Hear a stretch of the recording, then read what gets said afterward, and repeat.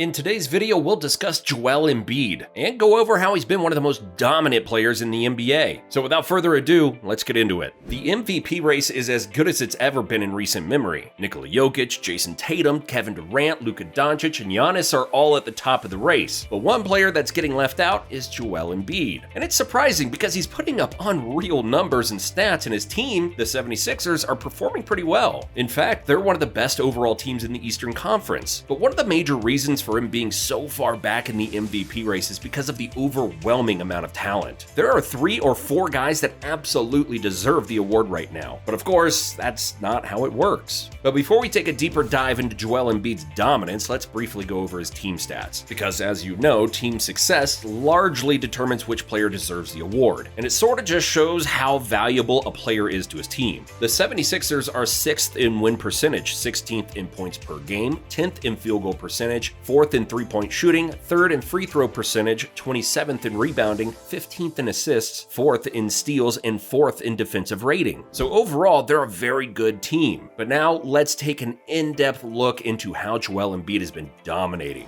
starting with his inside game and finishing. Embiid is currently 8th in the NBA in shots within 5 feet from the rim, shooting 72% on 7.5 attempts per game. And it's no mistake that he is dominating close to the rim. He's the 7th heaviest NBA player, weighing in at about 280 pounds of brute strength and power. Once he gets positioned down low, there isn't one player in the league who can stop him. But he doesn't always have to rely on his size and strength to get buckets on the inside. He has some of the best footwork among big men we think we've ever seen. And recently, he's been showcasing it with regularity. And it's honestly Akeem-like how he can balance himself and swing effortlessly on his pivot foot. He's already established himself as one of the most skilled big men of all time. And another way he gets his inside or short-range buckets is in the pick and roll. And as of right now, Joel Embiid is the best roll man in the game, bar none. He's number 1 in points scored as a roll man with 7.7 a game. And he's also number 1 in field goal percentage off of pick and rolls. And yeah, having one of the best facilitators in the NBA and James Harden definitely makes his job a lot easier. But nonetheless, he's a force in the paint no matter how he gets there. And when he's rolling to the rim, it has to be a scary sight for defenses. His size, skill, and finesse is too elite of a combination to stop. And even the best of the best defenders will have a hard time containing him. Embiid is at the top of the rankings as a post player, and he's only ranked 2nd behind Nikola Jokic in points per possession and post-up opportunities. But now let's move into the mid-range and talk about how he's excellent in that category as well. Embiid is currently 2nd in the NBA in shots within 15 to 19 feet. He's shooting 48% on 3.6 attempts per game. That's simply incredible because players he's in front of are Kevin Durant, Devin Booker, Bradley Beal, and Jaylen Brown, who are all next level mid-range scorers. And other than Embiid, there isn't another center in the top 35. So it is absolutely safe to say he's the best mid-range shooting big man in the league right now. And while he's not a deadly pull-up mid-range shooter like Kevin Durant, DeMar DeRozan, or Devin Booker, most of his mid-range points come from fadeaways. He's at this stage in his career where he knows where his spots are, and he just gets to them. And he steadily evolves his game every season. He's always adding more post moves or dribble moves to his arsenal, and that's what makes him so good. His willingness to get better and better. And when it comes to three-point shooting, he's shooting 34% on 3 attempts per game. And while that isn't amazing, it's pretty solid for a center. And we think we can all agree he's a slightly better shooter than his numbers show. He doesn't really jack up senseless threes or put up a high volume. His decision to shoot a 3 really depends on whether or not he's in the zone, where his confidence is supremely high. DJ hands off to Embiid from way outside. He's currently shooting a pretty good 42% on catch-and-shoot threes, and although it's only on 2 attempts, that's still pretty impressive. So he's arguably the best inside force in the NBA, the best mid-range shooting big man in the league, and he's also a solid 3-point shooter as well. So you're probably thinking there can't possibly be any other category that he's this good in.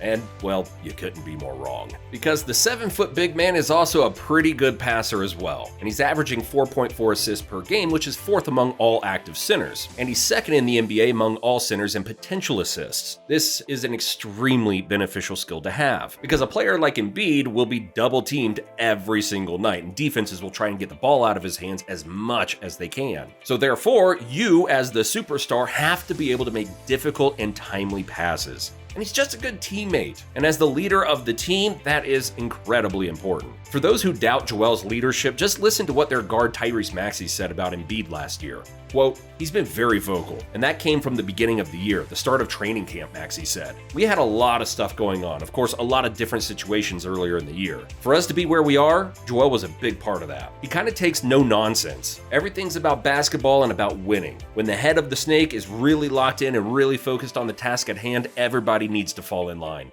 Joel's passing around the rim has taken a big step forward too. He hasn't always been as creative or quick thinking with his passing in the paint before, sometimes missing players cutting to the rim. But a little more often this season, as defenses collapse around him, he's making passes into traffic to keep the offense moving on the perimeter or set up cutters. But Embiid doesn't always need to make complicated passing reads to create space for his teammates. He can let a double team come and then kick it out to a shooter like PJ Tucker or DeAnthony Melton on the strong side wing for a quick three, or simply spring teammates open for a dribble handoff bucket with a solid screen. Now remember, as a rookie during the 2016-2017 season, Embiid averaged just 2.1 assists per game, while turning the ball over 3.8 times per game. Not an ideal ratio, to say the least. He had a tendency to overdribble, and he was easily startled by pressure, and that of course led to turnovers. Plus, there was a learning curve when it came to reading NBA defenses. During his second season, Embiid's assists per game slightly increased up to 3.2, an improvement that was indicative of a slowly improving feel for the game. However, his turnovers per game remained high at 3.7 per game, thanks largely to his early struggles with the double teams that were increasingly being sent his way. Embiid was often slow to recognize oncoming doubles, and in turn, he struggled to react to them. He often would try to dribble out of them or force passes that weren't there.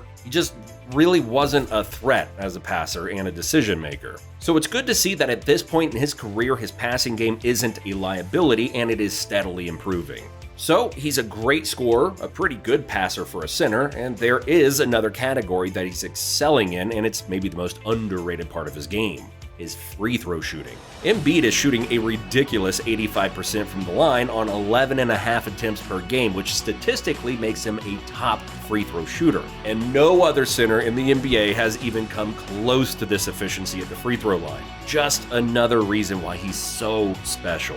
And last but definitely not least, let's go over his defense, because he's definitely elite here too. Embiid is 8th in blocks per game, 2nd in defended field goal percentage, and when it comes to players who have played over 400 minutes this season, he's 3rd in crafted defensive plus minus, 5th in defensive box plus minus, 5th in defensive Darko, and 11th in defensive Raptor. To say he's been a really good defender kind of feels like a little bit of an understatement. And he's always been an underrated defensive player in our opinion, but that is mainly due to how great of an offensive player he is. He's an excellent post defender when he's locked in and using his strength and feet pretty well. And as a shot blocker, he's one of the best in the league. And while he's not the most versatile defender in the world, he does show flashes of defending smaller, quicker players. Just an overall really good and valuable defender. All in all, Embiid definitely deserves more recognition, and after watching this video, we hope you understand why. He's just a beast, and he's averaging 32 points, 10 rebounds, and 1.8 blocks over his last 7 games. Not to mention, he's tied for 12th in double-doubles and tied for 10th in triple-doubles. But what do you think? Is Joel Embiid the MVP? And do you think KD, Luka, Giannis, and Jason Tatum should have it over him in the MVP race?